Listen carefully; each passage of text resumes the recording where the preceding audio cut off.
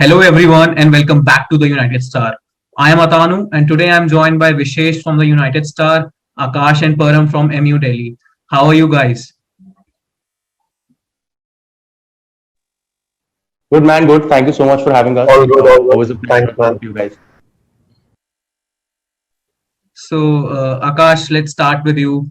How would you rate Oli's second full season as the manager of Manchester United men's team? Um, I look at it in two aspects because I don't think Ole is just doing the football bit of it. Fortunately or unfortunately, we have a person now who's taking care of much more than just the 90 minutes of football and the regular ins and outs. So I think the fact that for the first time we have a director of football on board, and of course people like Fletcher and all have come in. I see that as a big part of the whole process he often refers to. Another football aspect as well. I think we started off, very. It was very dicey because there was no preseason and we had a few defeats in the beginning. So considering that how the season has gone, I'm very happy with it. Even though I didn't get that closure because we didn't win the trophy on the last day. So that has kind of left a void. But it's again, if a trophy would have come, then the flaws wouldn't have become any less. And the things which that we should appreciate him for or the team for, they wouldn't have disappeared either. So I think I don't look at it if we didn't get a trophy. So it's not a successful season. It's as successful as it would have been if we had won it. Even though that mentality thing that people often refer to, that is one challenge I'm not happy with. Be it the Leipzig game or be it a couple of semi-finals and then of course the final now. Just going that one step forward, being having 9 points in 4 games and requiring just 1 point for qualification. Those kind of things we need to improve on. I think that's more to do with the character and the mentality rather than the talent, and I think we're building that. So overall, I'll rate that as a pretty satisfactory season. I'm not very happy, but I'm content. Yeah, definitely. And you made a valid point over there that a preseason is important. And we saw the likes of Pep Guardiola and Ole Gunnar Solskjaer struggling struggling initially towards the start of the Premier League season because they were in the European competition knockout stages in the last season. So obviously they didn't get time for a proper preseason, and that was evident with the results that they produced. And the slander on this Twitter, or there's this term for for football fans on Twitter called football Twitter FT. So much slander, so much backlash saying that Pep Guardiola is not a good manager and Manchester United were wrong to appoint Ole Gunnar Solskjaer. That actually created a lot of negativity around the fan base, I think. And after that 6-1 defeat to Spurs, I think the tensions were pretty high, and Ole's job was on the line. And towards middle of the season, around the month of December and the start of January, we were at the top of the table, I think. And that actually showed the world that a preseason is important. So Param, building upon this, what do you think about that not having a preseason, how it affected Manchester United season? So basically, like in the preseason, what we do, like it's basically a friendly game. It is not like so that important as it's not as important as the league or a cup competition. But a preseason is important because it gives our players that time to build that chemistry which is required for a good start to a season. So like what we saw this season, that we had a very slow start in the beginning, but then slowly we picked up form and then we got to the second position and we defended very well. Similarly, but the thing is, the potential we have, we need to channel it right. Also, a preseason would have given us some breathing time and like basically only some breathing time to understand how he could have gone through, just so that he could get the right start to the season. Because like new players come in, they have to adjust to the playing style of Manchester United, and not everybody is that adaptable to change. You need to keep that in consideration also. New players come in, the game style is different. It is a very different league. It is more competitive than any other league right now. So a preseason is very important, and but still we did our best, and we it shows that we do have the potential to do better. Yeah, definitely. So Param, out of 10, out of the number 10, how would you rate Oli's second full season? Just a number off the top of your head. So okay, so like first of all, we need to stop comparing our current uh, Manchester United squad with the legacy which Sir Alex has made and like left around to us. But in my opinion, it was an 8 on 10, because like not to like be that harsh, but we could have done better. It's true, we did, but we did do well. But like it is not enough for Manchester United, because the standard set by Sir Alex is quite high. So we need to reach those standards and live up to the expectations of the fans. So in my opinion, it would be an 8 on 10. Yeah, the sky's the limit for Manchester United. Exactly. Can Yeah, I so add something to that? yeah, sure. I just didn't give that number, and I just want to like just say I think 8 on 10 would be a bit generous, and I'm not even comparing to SAF. I think progress stops when you think that you're almost there. That's when the progress starts stopping, And I think, and this has got nothing to do with why the logic Param has given, but I think what we have to treat our team like, or our manager like, is an unfinished product right now. Which means that with what we have, we are doing very well. But we also have to consider we are very far from where we want to be, even for the ingredients. Let's forget the final recipe or the final dish we want to, serve, which would be the trophies and winning the league and whatever. So even with that aspect, I would give my team not more than a 6.5, because I think even after we did pretty well after the preseason and all the challenges we went through, I don't think there was a lot of things we can just ignore, be it not turning up for crucial games or whatever. And these are the kind of things I think we have to put in address. I hate it when people uh, they're not good with appreciating the manager or understanding, and they're just like lay out or whatever. I'm not going on that track. I'm not like that. You guys know that. But we also have to consider some of the points which are valid, which is valid criticism. So 6.5 sounds more like me, which would of course push the team forward. If you give that team 8 on 10 right now, they'll think they're almost there. That complacency shouldn't set in. That complacency was visible when the week came in, when we knew that second is almost confirmed for us, when we play Aston Villa and when we played Liverpool. Leicester, I still understand that we were hardly playing a team, so that shouldn't happen. So sorry to take a couple of minutes.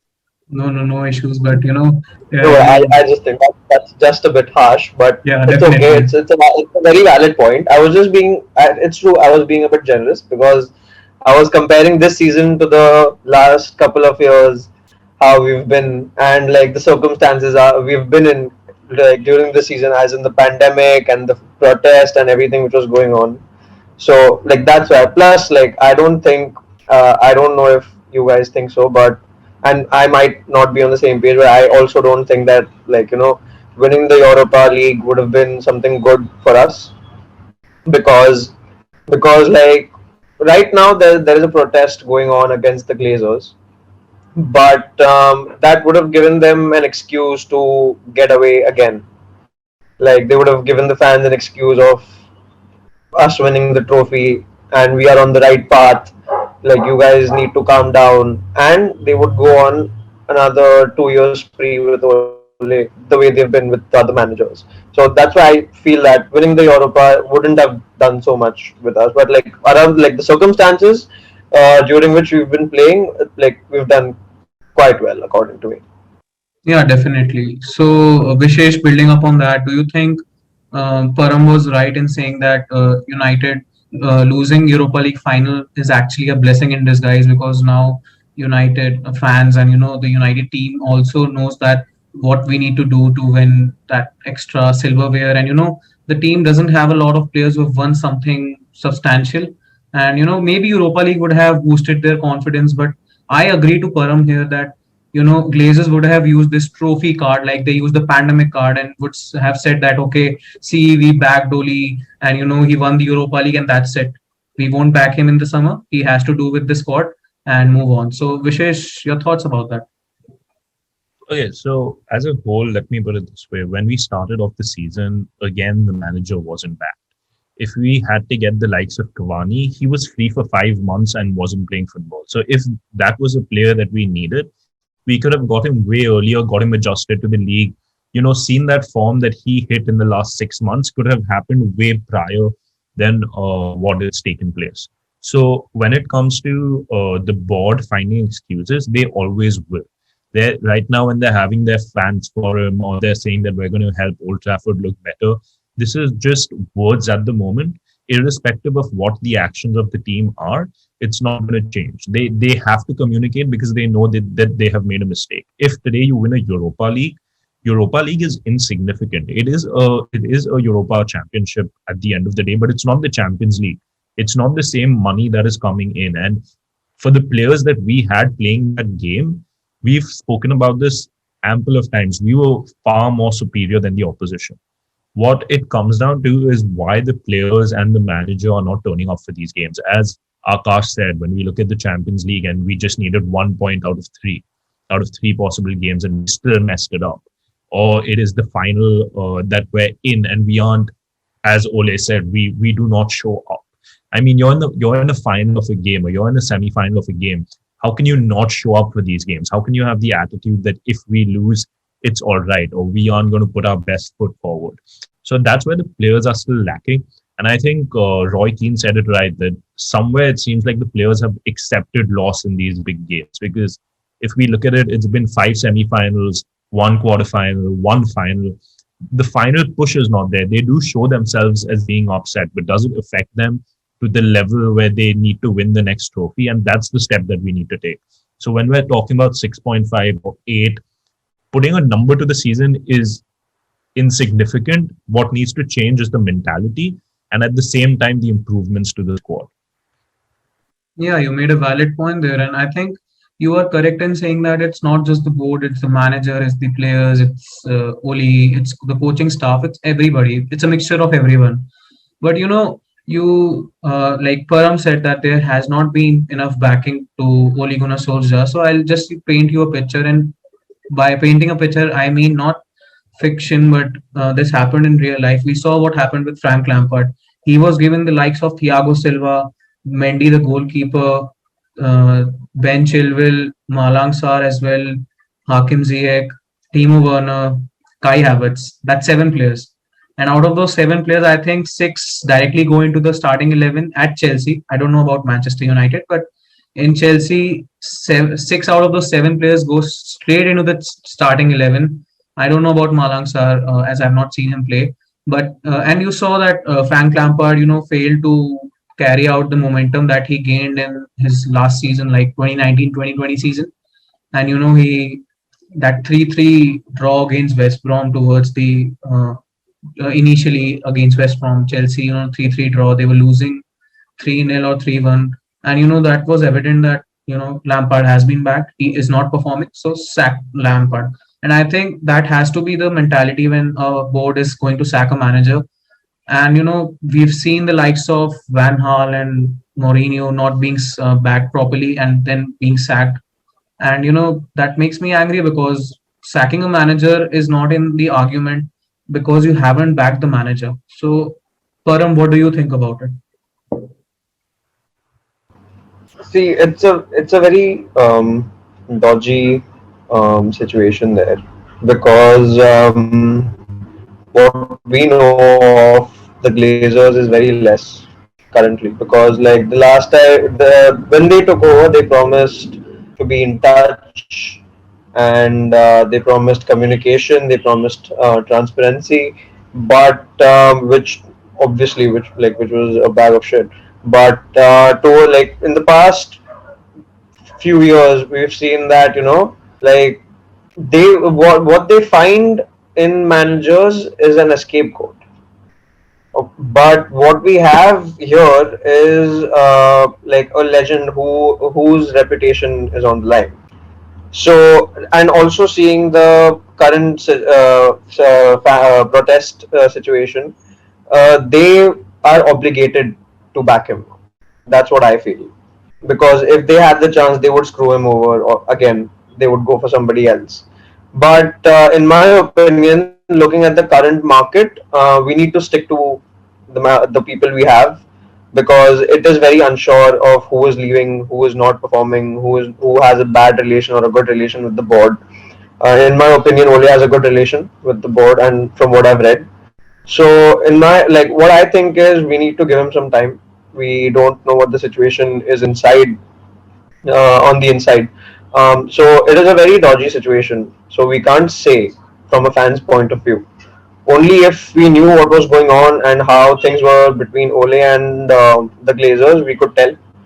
But in my opinion, the board is just obligated to back him up because of the protests going out of hand now. Because what they feel is the fans will protest for a while, and after that, like they'll be gone after we start winning again, and they'll be gone for a while. They'll come back. We'll do the same thing.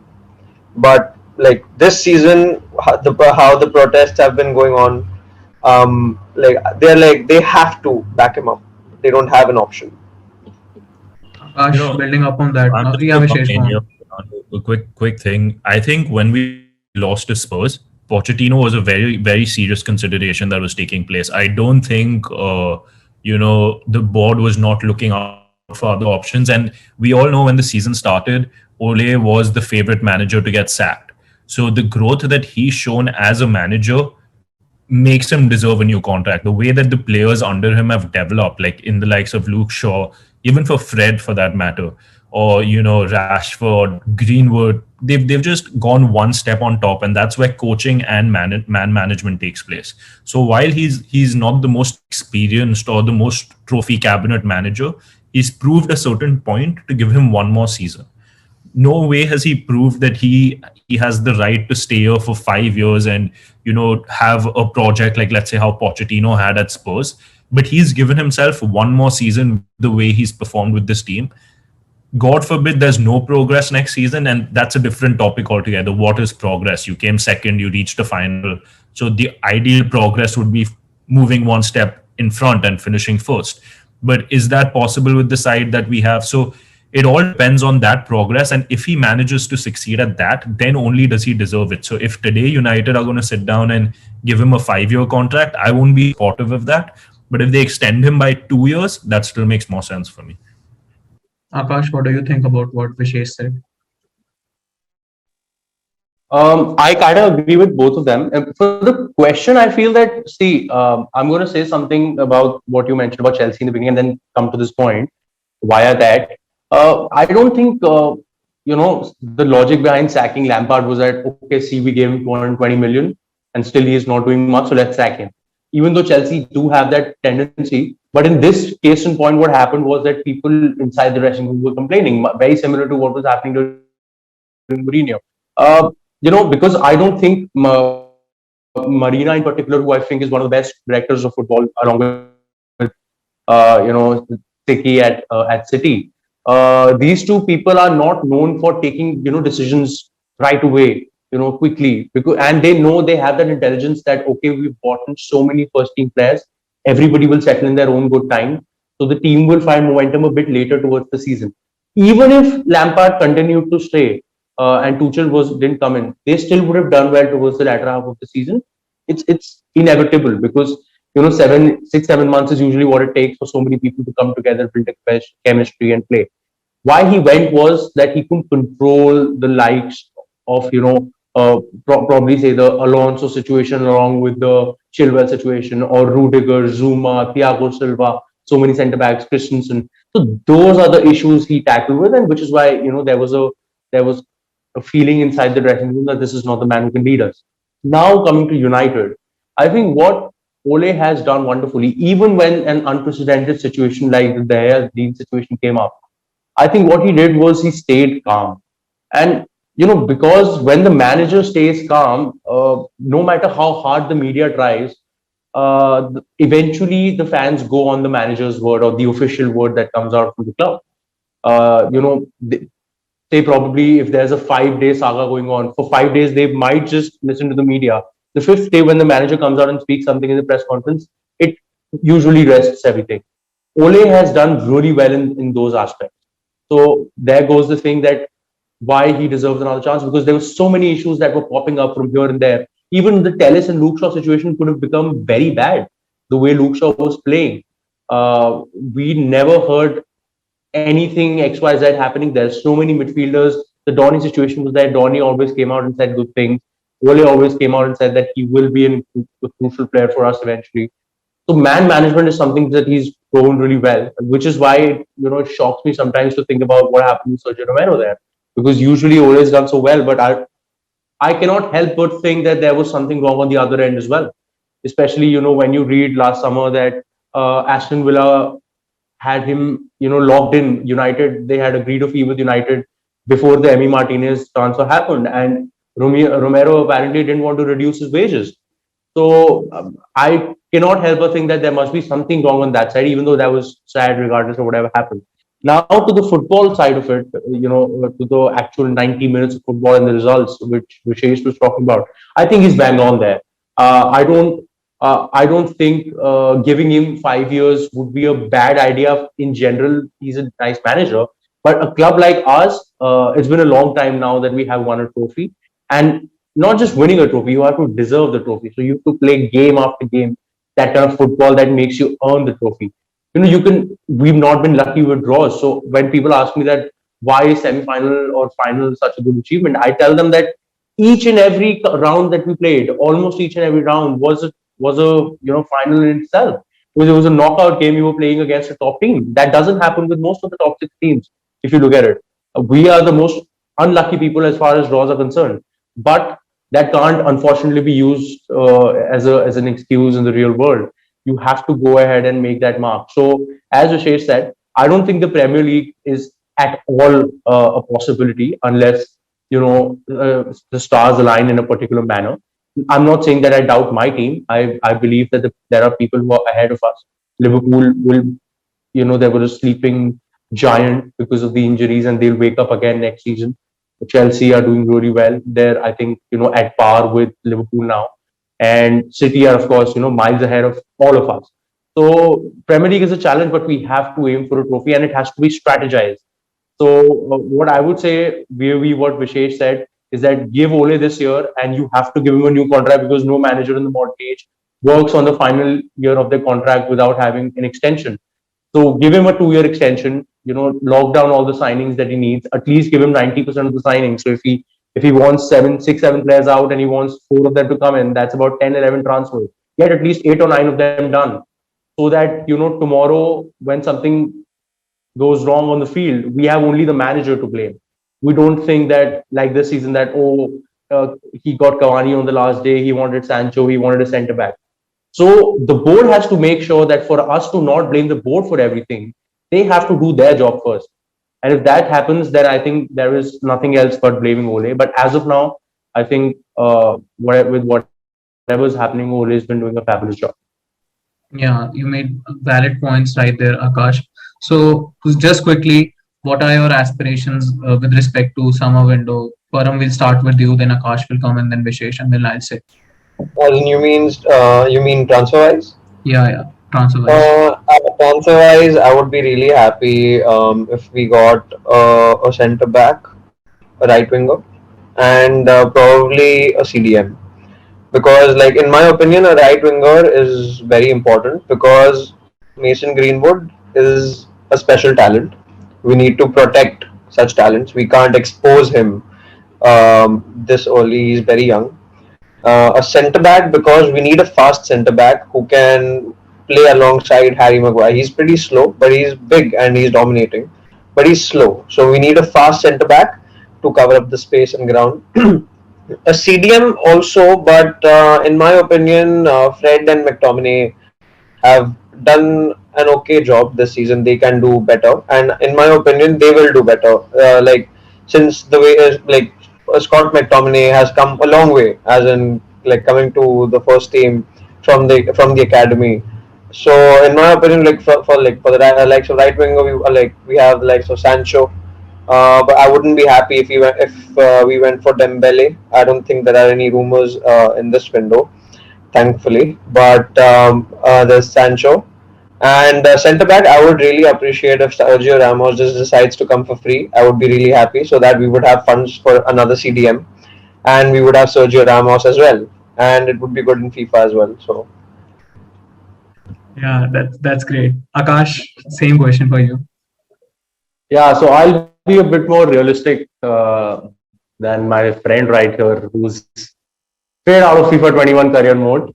I think, yeah, I don't really, invest myself in uh, illusions which people in our fan base definitely have. I don't know about other fan base. I just do a very simple thing. I see the kind of briefs the club is making. I think in 15, 16 years of following football, it's very clear what is a brief and what is a rumor. At least to me, it is. What I do is that, about January onwards, the scouts have given their list to the manager. The manager has made selections and the briefs start coming. And by March, the financial meeting is done. So by April, the rumors started coming about who we are actually going for. So based on that, it's pretty clear we're looking for three players right now. We're looking for a right winger in Sancho. We're looking for a backup right back in Kieran Trippier, which a good thing that is that we're not calling him a backup right back. We're calling him competition, which he is. He's a very underrated player. And then we're of course looking for a centre back. I think the list is Varane, and then there's Pau Torres, and then there's Koundé, Romero, and Botman.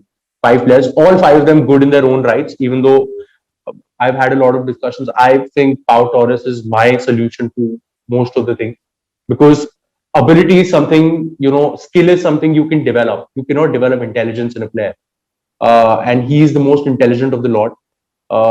In my opinion, whatever La Liga I've been seeing him for about 18 months now, and he's good. And Kieran Trippier will be very good. I don't think it's going to be like Telles coming in and Luke Shaw becoming a beast of a player suddenly. That won't happen with Van Bissaka, because Luke Shaw is much more ahead of Van Bissaka, even if you go a year back. So what Van Bissaka will get from Trippier is legit competition and mentorship, which was the purpose of getting in Telles, but that didn't really help in that aspect because Shaw kind of turned up himself. Um, and of course, my main priority this season is outs. Ins are going to be this much only. It's COVID, I understand. I don't want to expect something extraordinary from our board when no board can actually spend this season. So these three players will come in my opinion. And if our sales are good, then probably a fourth one will come, a CDM, the likes of Chouameni or Arambari. These are the kind of players we're looking at, the 25, 30 million kind of signings. Outs are very important for me, especially the goalkeeper situation. I think it's a situation which all fans are conveniently, not talking about, because one is such a practical point of view, and one is such an emotional point of view with De Gea. I usually just ignore the situation completely whenever somebody talks about it. I just completely ignore that topic whenever it's happening, because I don't want to invest myself in it, because practical option is to let De Gea go. But I don't know, gut feeling that Ole is definitely the kind of manager who won't keep both of them together in a team again for one more season. I have a feeling there will be something happening with Henderson, because De Gea can't be offloaded. It's very easy to offload Henderson temporarily on a loan, on a good loan, where teams like Milan are out of a goalkeeper now.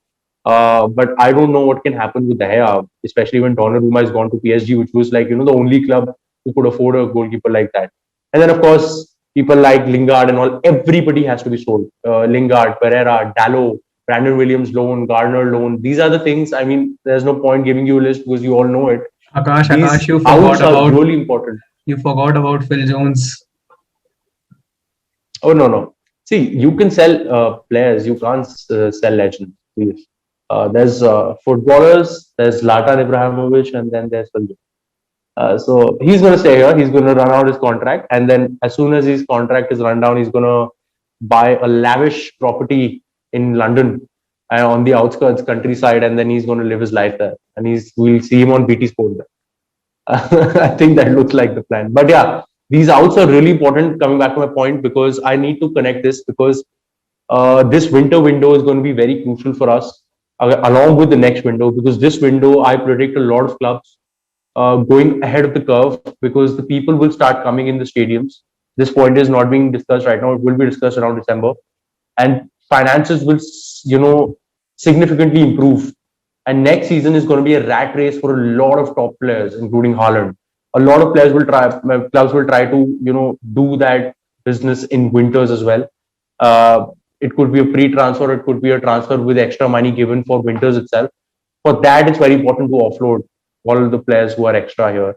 And especially, of course, if you guys remember, if all our loanees come back today, we have a squad of 29, 30 people. So there are 5, 6 people we need to send out to even buy one person. So for the 3, 4 transfers we're looking, we have to offload 7, 8 players. So it's a big task ahead for John Murtough. I'm very excited to see what he does as in his first win. Yeah, definitely. Vishesh, quickly, your transfer targets, or what would you do if you were Oli? I think more or less everything's covered. Obviously, Sancho is the priority. I agree. Kevin Trippier is another player I want to see in there because Wan-Bissaka needs that competition. But at the same time, I wouldn't get Trippier because I would like to see Ethan Laird come up the ranks rather than getting in Trippier. I would like to see the youth because I think he did a very good job at MK Dons. So personally, rather than getting Trippier, my unrealistic signing that Akash spoke about is Saul Niguez from Atletico, because I don't think we get 2 Atletico players, and and Saul has made it more or less clear that he wants to leave. So getting that CDM to sit behind Pogba and Bruno could change the full game for Manchester United. So Sancho, Saul, and any centre back, whether it's Varane, Pau Torres, would do for me. Yeah. 2 things here. I'm so sorry. Just 2 things quickly. First of all, Laird is, of course, the person we all want to succeed here. But I think he's very far from that. He's playing in League 2 at the moment, and he's a long way off. And you don't want a player to, just sit behind Aaron Wan-Bissaka and play probably 5 games a season. That doesn't help him. That doesn't help us, because whenever he comes, he won't be performing. What Trippier does is he's the right age. He's 31. So he gives us those 2 years we need to develop the likes of Brandon Williams and Ethan Laird, and then make a call that which one of them will be more successful. And as far as Saul is concerned, he's definitely an upgrade on McTominay and Fred. I agree, but I don't see him as a long-term CDM solution. In fact, I find him as a brilliant replacement for Pogba, because with a player like Bruno up front, a CDM and Saul in a pivot, or even a lone CDM along with Saul and Bruno playing that flexible 8 position like Man City do, that would be crazy. But I don't see him as a solution to a long-term CDM solution. Replacement. That's it. Akash, I agree with you, but I wouldn't play the midfield 3 of Saul, Pogba, and Bruno in a game against City or in a game against Liverpool. I would play that midfield 3 against the lower half of the table, because Saul can control the play from the transition. So that's why a player like him matters, because playing Fred and McTominay in those games are not going to help us in any manner whatsoever. Yeah, definitely. But So isn't Saul slow? Saul's slow, right? Like speed wise compared to Yeah, yes, Mr. FIFA 21 is here. Mr. FIFA 21. He's slow. yeah, so for me, it's Sancho, right winger, a centre back, and a CDM. I think these 3 positions have to be filled in because these are the starting 11 positions. Kieran Trippier and Tom Heaton are basically squad depth players, so these signings can be made in the winter as well. But my priority has to be signing those starting 11 players, because if we need to compete at the top, we need to sign some starting 11 players. So ending the video here, I would like to thank Akash and Param for coming on. Do check out MU Daily on their social media handles. The links will be in the description below. We'll also tag Akash and Param on our social media handles, so you can follow them if you like. Thank you, Vishesh, for coming on. Thank you, everyone, for watching. See you soon. Thank you. Thank you. Thank you so much. Thank you so much. Hey guys, thank you so much for watching our video. If you do like it, please click on the thumbs up